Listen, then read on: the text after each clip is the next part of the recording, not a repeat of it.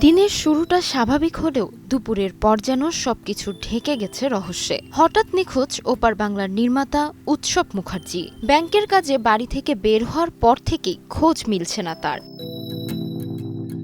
পরিবারের ভাষ্য, দুপুর 2:22 স্ত্রীর সঙ্গে শেষবার কথা হয় তার। সে সময় ব্যাংকের ভেতরেই ছিলেন তিনি। কথোপকথন ছিল একেবারেই স্বাভাবিক, কিন্তু সেটিই হয়ে উঠেছে শেষ কথা। হঠাৎ করেই বিচ্ছিন্ন সব যোগাযোগ। উৎসবের নিখোঁজ হওয়ার ঘটনাটিকে আরও জটিল করেছে একটি অদ্ভুত তথ্য। নির্মাতা নিজের ব্যবহৃত মোবাইল ফোনটি বাড়িতে রেখে সঙ্গে নিয়েছেন প্রয়াত বাবার একটি পুরনো ফোন, যেটিও এখন বন্ধ রয়েছে। কেন তিনি এমনটি করলেন, সেটি এখন বড় প্রশ্ন। ইতোমধ্যে থানায় নিখোঁজের ডায়েরি করেছেন উৎসবের পরিবার। তিনি আদৌ ব্যাংকে প্রবেশ করেছিলেন কিনা কিংবা পরবর্তীতে কোথায় গিয়েছেন তা খতিয়ে দেখছে পুলিশ। সিসিটিভি ফুটেজ, লেনদেনের তথ্য সবই এখন তদন্তের অংশ।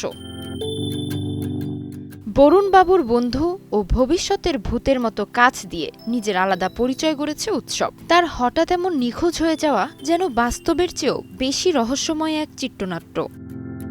তাসমিলা খান, সময় সংবাদ, ঢাকা।